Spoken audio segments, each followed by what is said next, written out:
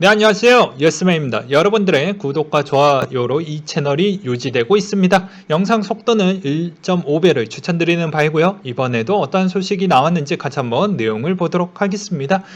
네, 영국의 은퇴 준비 인식 제고 사례를 한번 갖고 와봤는데요. 행태 경제학적 요소가 방해를 받는다라고 되어져 있습니다. 그리고 한국 같은 경우에는 예상 연금액 조회나 노후 준비 자금 설계 서비스에 유용한 도구들이 많은데 그것을 어떻게 수단으로 사용하는 사람은 매우 적고 아는 사람이 별로 없다라는 얘기이기도 하겠죠. 그렇기 때문에 이런 측면 부분에 대한 내용이 나온 게 있는데 보면 영국의 은퇴생활 수준의 2인 가구 기준으로 나와져 있는 부분이 있습니다. 보게 되면 부부가 15,700파운드가 최저이고요. 넉넉한 게 47,500파운드 정도가 된다고 합니다. 그래서 구분, 주거, 식, 음료, 교통, 휴가, 여가, 의류, 남은 지출 부분이 이렇게 좀 디테일하게 나와져 있으니 이 점을 참고하셨으면 좋겠고, 제가 이 내용을 보여드렸던 배경은 왜 그럴까요? 대략적으로 국가별 기준금리를 보시게 되면 물론 시중금리 차이와 약간의 다소 차이는 발생을 하겠지만 그냥 대략적으로 한번 보고 넘어가도록 하겠습니다. 보면 대부분 금리 추이가 거의 제로에 가깝기 때문에 얼마만큼에 대한 이자를 더 많이 줄 수 있을 부분에 좀 눈을 돌리겠죠. 그렇다면 대표적으로 가장 접근성이 매우 좋고 그리고 기존에 있던 상품군들 중에 선택을 한다라고 하면 가장 접근성이 좋은 무엇을 선택을 할까요? 당연히 주식 쪽에 대한 고배당 주에 대한 포트를 늘리는 전략으로 갈 확률이 매우 높을 것 같다라는 생각이 들었습니다. 보게 되면 대략 지금 한 6%짜리도 미국에도 되게 많고 그렇기도 하죠. 그런 배경은 여러 가지가 있습니다. 가장 기본적인 부분은 경제 공황으로 인해서 많은 주가가 하락을 했다라는 점으로 인해서 상대적으로 주가 추이 대비보다에 대한 배당률 추이가 일시적으로 높아지는 현상을 볼 수 있는 기현상이 있고요. 하나는 개별적인 악재로 인해서 유독 계속 주체 없이 추세가 계속 내려가는 부분이 있습니다. 즉 매출이 생각보다 늘지 못하거나 아니면 어떤 특정에 대한 기업의 문제점이 계속 지속적으로 나와서 그것에 따른 개선 요건이 보이지 않다 보니까 오히려 배당보다는 그 기업의 가치가 좀 많이 훼손됐다라고 생각을 해서 떠나가는 투자자들이 꽤 많기 때문에 그렇게 생각을 하고 있겠죠. 그래서 이런 대안도 있겠지만 차세대 쪽으로 이런 대안으로 빨리 은퇴 자금을 모아야 되겠다라는 그 시점이 도래를 했었을 때 요 전략은 일단은 그 막대한 자본에 대한 종잣돈이 모았을 때 이 전략을 쓰기도 하겠지만 한편으로는 이 전략도 좋긴 하겠지만 다른 측면으로도 보게 되면은 요것보다는 최근에 가장 핫한 코인 쪽에 대한 관심도가 많이 커졌죠. 그래서 보게 되면 이런 바이낸스 테더 이자 부분에 대한 이자금에 대한 추이에 되게 재미난 형태에 따른 금융 상품들도 상당히 노출이 잘 되어져 있기 때문에 이런 것에 대한 고령화 분들이 다 과연 이런 거를 보고 일부에 대한 투자 자산으로 좀 쓰지 않을까, 또는 아니면 본인이 은퇴하기 직전에 앞으로 몇십 년 동안은 요 자산에 대한 금리 추이를 잘 이용을 해서 아마 무언가를 좀 만들어내려고 하지 않을까, 이런 생각을 좀 해볼 수가 있게 되거든요. 그렇기 때문에 제가 보기에는 차세대 쪽에 대한 이런 금융상품의 이자율을 더 많이 줄 수 있는 쪽을 아마 더 많이 찾을 것으로 보여집니다. 또한 과거에도 제가 제 블로그 안에서도 그런 글 내용을 써드리기도 했지만 주요국 80세 이상 인구 비중 증가 추이가 한국만 빠르게 늘어나는 게 아니고 유독 한국만 늘어나는 것처럼 보여지지만 다른 선진국 대비도 같이 늘어나고 있습니다. 특히 미국 같은 경우에는 앞으로 15년 뒤면 어떻게 보면 엄청난 은퇴자들이 대거 많이 탄생을 하기 때문에 그만큼에 대한 자본의 이동이 매우 클 것으로 저는 생각을 하고 있거든요. 나머지 선진국 국가들도 마찬가지입니다.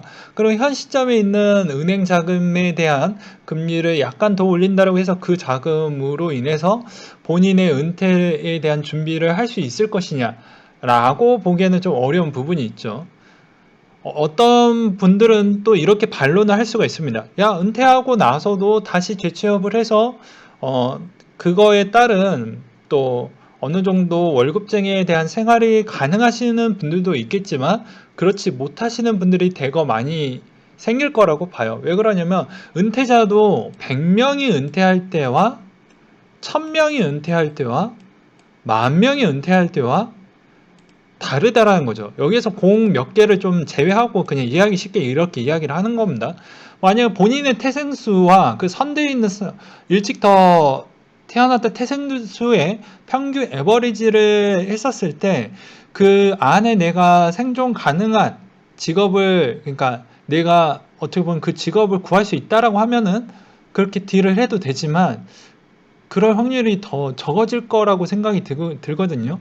즉 베이비붐 세대에 계신 분들은 아무래도 이런 좀 고민과 골칫덩어리가 좀 있을 것 같다라는 생각이 듭니다. 그렇기 때문에 아마 일자리가 상당히 더 구하기 힘든 시점은 될 것 같아요. 그래서 그 자리가 항상 있다라고 생각하는 것보다 항상 내 은퇴적 자산을 좀 만들어 가고 구축해 나가는 게 가장 올바르다라고 설명을 좀 드리는 부분으로 한번 이렇게 영상을 좀 만들어 보았고요. 그리고 이게 어떻게 보면은 이번에 디파이 쪽에 대한 관심도가 오히려 더 뜨거워질 수 있다는 걸 다시 한번 말씀을 드리는 부분입니다. 그 다음으로는 메타버스에 대한 이야기가 좀 많이 나오고 있어요. 뭐 최근에 저도 이 레디 플레이어에 대한 영화를 보기도 했는데 이게 되게 재밌었습니다.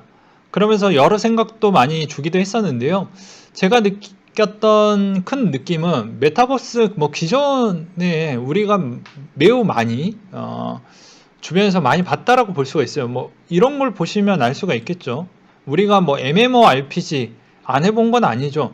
뭐 메타버스가 뭐 비슷하다라고 볼 수가 있습니다. 그렇기 때문에 뭐 메타버스 코인 부분에 있었을 때 이게 실제로 뭐 좀 거리감은 있겠지만 그리고 이게 되게 실용적으로 가기에 대한 시간은 좀 더 필요하겠지만 이 현실 부분에 대해서는 일정 어느 산업 부분은 유용하게 쓸 부분이 좀 있기 때문에 그것을 좀 알고 계셨으면 좋겠고 메타버스 코인도 대부분 어느 정도에 대한 활용도는 좀 있긴 하겠지만 아직적으로는 약간의 시기적 상조는 좀 있을 것 같다. 물론 시장이 지금 불장이기 때문에 그딴 거 상관없이 막 올라가는 건 맞아요. 그렇지만 나중에 시장이 다시 한번 불이 꺼지고 다시 면밀하게 그리고 되게 중립적이고 되게 어떻게 보면 냉철하게 시각을 또 바라보고 그런 형태로 다시 본래에 있는 시총 가격대로 돌아올 수 있는 회귀 현상이 있을 수가 있으니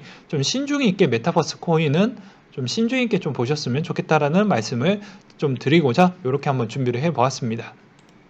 네, 그 다음으로는 글로벌 백신 여건 현황과 미래는 이라고 해서 IBK에서 나왔던 보고서가 있는데요. 최근 정세균 국무총리가 백신 요건 도입의 필요성을 강조를 했고 그게 언제 만우절 때 이야기를 했습니다. 그래서 주요 선진국들 중심으로 백신 접종이 확대 시행되는 가운데 국내에서 앞서 중국, EU 주요국의 백신 요건 도입을 선언한다. 각국의 도입 논의가 가속화될 것이다. 라고 되어 있습니다. 여기에서 백신 요건에 대해서 잘 모르시는 분들이 계실까봐 이야기를 잠깐 하고 넘어가겠는데요. 디지털 증서 발급 증서에 소재한 사람에 한해 협약된 국가 간의 자유로운 이동을 허용하고자 하는 취지로 하는 증명서 같은 건데요. 한국 같은 경우에는 이제 2021년도 초에 개발을 시작을 했고 블록체인 기술을 활용을 해서 위변조에 가능한 차당한 백신 요건 인증 어플리케이션을 4월 중에 출시할 계획을 갖고 있다고 했습니다. 이게 국무총리 기준으로 시작을 하는 것이기 때문에 당연히 무조건 하는 형태라고 볼 수가 있겠죠. 그 다음으로 국가별 도입 현황을 보도록 하겠는데요. 아이슬란드가 최초로 백신 요건 개념의 백신 증명서를 발급을 했으며 이스라엘, 중국, 일본, EU가 도입을 선언을 했습니다. 그게 12월 23일 기준으로 뭐 최초로 여기에서 뭐 나왔다고 하는데 이 점도 참고하셨으면 좋겠고요.